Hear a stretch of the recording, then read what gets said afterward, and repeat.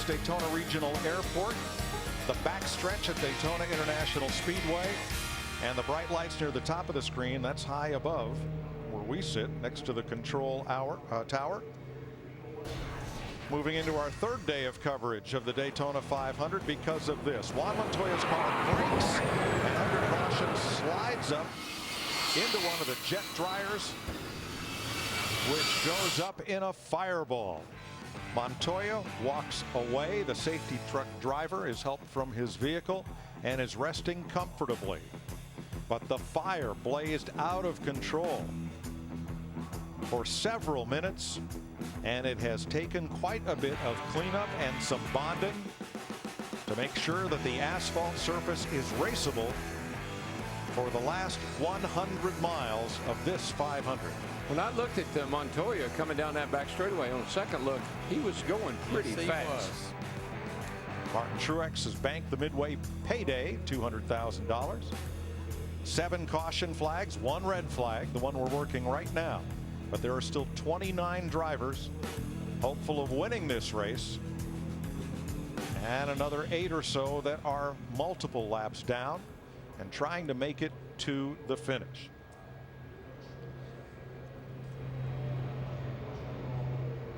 We anticipate the top 4 drivers will be making a pit stop. Dave Blaney, Landon Castle, Tony Radins, and David Gilliland. They're going to have to come to pit road here shortly. Kurt Busch has had a tough week. Released at the end of last season by Carl and Roger Penske for outbursts, and then he's with James Finch, but boy, he's determined to finish this race despite the troubles they've had tonight. We've stayed out here this long. We've endured a jet dryer blowing up. We've circled around this track meaningless for 3 points. We're not getting to DNF. We're finishing. There you go. I like that attitude. That's a big deal, though, is to keep a goose egg in that DNF column throughout a season. Try to be running at the checkered flag. Engines have fired on the back straightaway. Spotters back up on their perch, up on the roof, including Tommy Baldwin, who owns the lead car, driven by Dave Blaney. Let's go down to pit road. Steve Burns. Mike with Steve Letarte, Dale Earnhardt Jr.'s crew chief, and 40 laps to go. I've heard Dale say very positive things about the race car tonight. Pretty happy. It seems like with the speed you have in the car, is it going to handle well enough for these final 40 laps? Yeah, I mean, I don't think handling will be an issue. Diamond Mountain Dew Chevrolet's been strong all week long. You know, the Hendrick engines and everybody back there's a heck of a body, and we qualified well. We had a good run in the 150s, came up a little short, and we just hope we're around for all 40 laps to put a great show on for the fans. Steve, I was just thinking this could be win number 200 for Rick Hendrick as well. Yeah, no, I can't think of a more historic ending for the long week we've had down here. Just Mr. H deserves 200, and Dale deserves to get back to victory lane. This whole race team does, so we hope we can get him there today. All right, best of luck, Steve. Thanks. We are now back under the yellow flag as the cars roll on the back straightaway, and you can see that the green is gone. So that means no rain for the conclusion of this event, absent a pop-up shower or something. So Tommy Baldwin, they got the track fixed, so take that out of the equation. The rain dissipated. Take that out of the equation. I guess we might as well pit. Go at the pit now.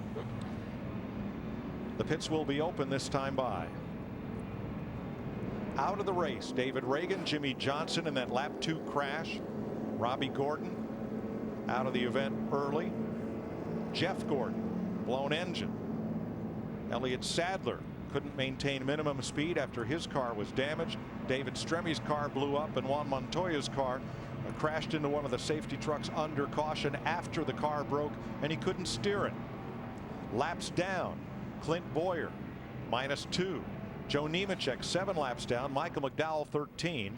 A.J. Allmendinger, Trevor Bayne, Danica Patrick, and Kurt Busch further back but still running. Larry, turn 3. How far could Blaney go if he didn't pit right now? Well, another 20 laps? No, he was on pit road at lap 130, so he could probably go about 14 to 16 laps. But Chris, I get a feeling they're going to be on pit road pretty quick here. Larry Mack, I love your math skills. I just talked to Ryan Pemberton. He said 15 laps, 1.5 is the most they can go. They wanted Dave to go through that patch on the track to make sure it wasn't bumpy. They just radioed and said, Dave, how does it feel? He said, no, not really bumpy, so I think we're okay. They're planning to come to pit road with 1 to go before we go green. Man, I don't know. It's $1.5 million. I got 15 laps, and that track is a little questionable. I've rolled the dice this far. I think I'm going to stay out here and see what happens. What did Stevie tell you in 1989? We have 16 races. We know how to not win it. How about if we try a way to win it? I'm just saying that with the uncertainty that I think everybody has in the condition of the track, and I could run a little bit further, even if it meant I had to pit under the green. And all the drivers are saying, we think it's going to get wild, it's going to get crazy. Keep that car up front, and who knows what might happen. It's worth the gamble. Casey Kane, Ricky Stenhouse, both just pitted. Fuel only, no tires. Tick-tock, 12 o'clock. It is midnight. It is Tuesday, and we have 100 miles to go in Daytona. After Michael midnight. McDowell laps down in the Phil Parsons, Dusty Whitney, Mike Curb car. After midnight, we're going to let it all hang out. I like the way you're thinking.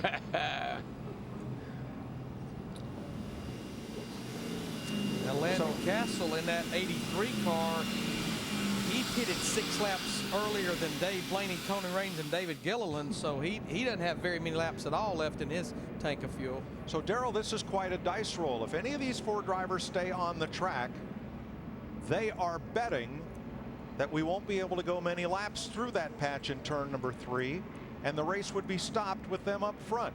And if they are wrong and we're able to race to conclusion, their chances of winning the Daytona 500 are dashed. It's a gambler's call. I'm just telling you. But if I was in any of those 4 cars, I'd roll the dice. Steve? Mike, I'm listening to Dale Earnhardt Jr., and he just told Steve Letarte that the top of the racetrack, where all that fuel spilled in the middle, is not raceable. Steve Letarte just saying, I'm going to relay that message to NASCAR. So they're not. Dale Earnhardt Jr., for one, is not entirely confident right now with the track's condition. There's reasonable doubt, and that's why I say, man, if I'm sitting up there in the lead right now, and I got a little fuel left in the tank, I can't hear you. We'll take a side-by-side break from Daytona as they get ready to go back to racing.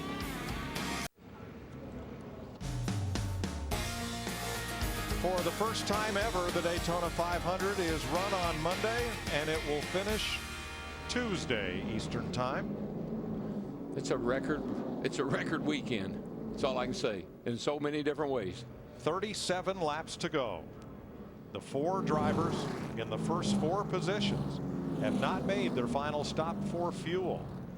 And right now it appears they are going to gamble until the officials give the 1 to go signal and stay out. So NASCAR's checking in with the teams and the drivers as to the condition of the track and how close we are to going back to racing. Here's Landon Castle. Did it feel pretty rough when you went through there? Yeah, I kind of felt like a sand pit. Do you want me to go ahead and drive on the flat here, Doug? Yeah, do all you can just to keep fuel on that pickup. That's Doug Richard, his crew chief. Landon Castle, as we mentioned, he has not been to pit road since lap 124, which coming to the line this time will be 40 laps ago. He's staying on the flat. Jeff Hammond did the piece down there at our Ford Tech car earlier about these pumps in the fuel cell. Old habits are hard to break. You really don't have to do that with this system, but it can't hurt. Doesn't hurt. They don't want to lose their prime, Larry. You know, they just want to keep those pumps primed up. Signaling 2 laps to green. Here's what Kevin Harvick has to say about track condition. Honestly, yeah, I don't even see a patch. I just see a bunch of white, like speedy dry. Just past it. Oh, it's the same old thing. If you ask the drivers in the front, is it raining? They're going to say it's pouring down. If you ask the guys mid-pack to the rear, they'll say, man, it hadn't rained all afternoon. What are you talking about? That's just how it goes. Terry Labonte comes to the pits, as does Trevor Bayne. They fuel up the Wood Brothers car for Bain and pull a tear off the windshield to give him a clear view. Make a chassis adjustment in the right rear. And Bain, though he is 38 laps down, it's also his goal to finish this Daytona 500. And see, that's a big deal. Uh-oh, is this the 13 car here? Casey Mears is on the apron here, Larry, and looks like he may have stretched it a wee bit too far. Yeah, I was trying to look and see. He was last on pit road at lap 158. Oh, so, no, yeah, this should not be a fuel issue. No way. Casey has run up near the front a good portion of tonight's race. Safety truck going to his aid and push him the remaining 2 miles back around to the pits. What a shame, Larry. I mean, this team, they've been running so well all night long. They've been up front. Qualified up front and just kind of played it safe in the Gatorade dual race to make sure nothing happened to that race car. And he'd run up in the top 5, top 10 quite a bit. Let's see if we get 1 to go this time by, or if they wave it off to get Mirror's car back around to pit road. They got 1 to go in the air. The flagman's got his signal for 1 to go. Let's see if he sticks with that. And the dreams of the front 4 may be dashed right here. They can't go the distance without fuel. Blaney, Castle, Rains, and Gilliland come in to top off the tank. Krista? The sound of heartbreak in the 36 pit. Dave Blaney said it actually felt gravelly the last time by. He said, tell them the track's not ready to go. That was his hope. When they gave 1 to go, they said, we have to come in. 4 tires is a call, also a chassis adjustment. Again, a planned stop for Dave Blaney. They were hoping this race would not get back underway so that they could stay in the lead and win the Daytona 500. Dick?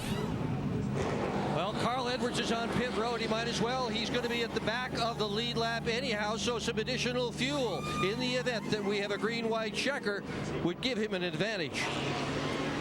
Kyle Busch, same story.